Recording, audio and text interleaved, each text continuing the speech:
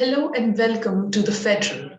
Today I have with me Ms. Shweta Narayan, who is here to shed light on the Centre's recent decision to let coal mining projects surpass the usual procedural norms required for a hike in coal output production. Ms. Narayan, thank you for joining us. So my question first to you is, to what extent do you agree with the Centre's decision to exempt coal mining projects for seeking approval for up to 50% expansion from going through the mandatory process environmental impact or study?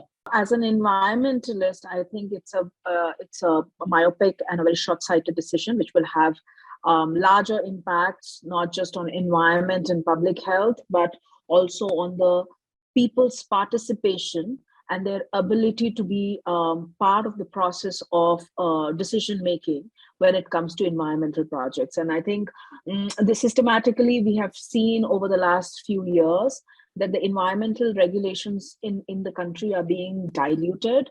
The proposed EIA notification also sort of alludes to reducing people's participation in decision making. These are all criteria and measures in place to ensure that the project proponents, the projects and its implications are discussed. People understand it. People have a share in that decision making, and in some way, the project proponents are held accountable of their commitments in environmental clearances. And now, if you take away people's participation, and expansion of coal mining, which is a hazardous operation by itself, it's a hazardous industry by itself, has implications on environment, on public health, on local ecology, on regional ecology. And these are decisions that require in-depth studies. In fact, communities have been asking not just environmental impact assessment, a health impact assessment. So from that perspective, over the years, what we are seeing in terms of the impacts that local communities have been suffering because of coal mining, disregarding those impacts, we are seeing further dilution of norms rather than strengthening of norms to ensure that there is no pollution, there's no violation. So I think this is an unfortunate step, and this will have larger implications on environment and public health. So speaking of larger implications, what do you think these larger implications could be for environmental health? Well, I mean, it means destruction of ecological resources, forests, pollution of air, water, soil, and impacts on public health. Now, I mean, let's see which are the geographies where these mines exist. If you look at the map, it's places like Korba in Chhattisgarh or Raigarh or Singrauli, and these are extremely polluted places already. So when you're talking about expansion without any regulatory oversight, without any studies, you're talking about furthering that, or deepening that pollution impact.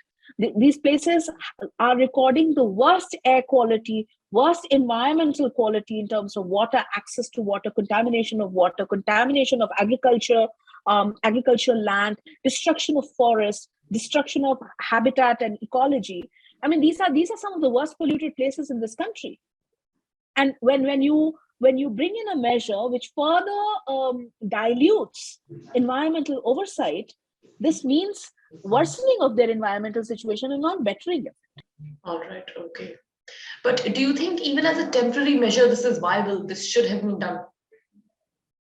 No, I don't think so. I mean, for planners and policymakers, I think, what is this temporary measure? I mean, in order to expand coal mining operations, that those don't happen overnight.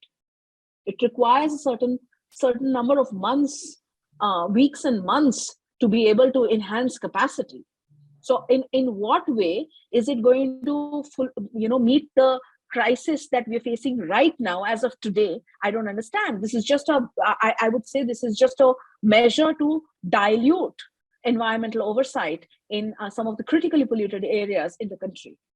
Do you think that this rather short-sighted decision that is being cited by many people, is there a reluctance to look at renewable energy sources as a long-time solution? Well, See, I don't understand. I mean, if there is a reluctance, I don't know what it is, because our prime minister has committed on various international and national forum. He has very strongly advocated for renewable energy and has outlined a very ambitious program for renewable energy for India as its future. I mean, and this is sort of like, I mean, this is our flagship leadership when it comes to renewable investment in renewable energy and expanding the renewable energy sources, is sort of our way of showing climate leadership to the world. So I don't understand. Like, I feel that these decisions are contrary to Prime Minister's commitment. Data projections have been available with the government several years ago. Why was this shortage not foreseen? It's sort of a vicious cycle, if you see. We are going to face more and more of heat waves and crisis where the demand for electricity would increase. We are in a, I mean, because of the way climate change and extreme weather events are going to hit us, and India is one of the 10 most vulnerable nations in the world to climate crisis, we're going to see this more and more. Now, if we further extract fossil fuel and further destroy our environment and ecology, we are making ourselves more vulnerable to these crises in the future. It's not about today, it's also about what the future looks like. And these decisions, where we know that fossil fuels are the main cause of climate crisis, and if we rely on fossil fuel and further exploit it, we're basically digging a hole for ourselves and not trying to come out of it. And that's a very unfortunate, and again, it's a very short-sighted, and where policymakers are not willing to connect the dots. We need bold solutions, but we need solutions that actually build our resilience and make us ready to face these crises, rather causing we're basically setting up ways of causing and further amplifying this crisis for ourselves. Thank you, Ms. Narayan, for giving us your time. For more such interviews and videos, log on to thefederal.com.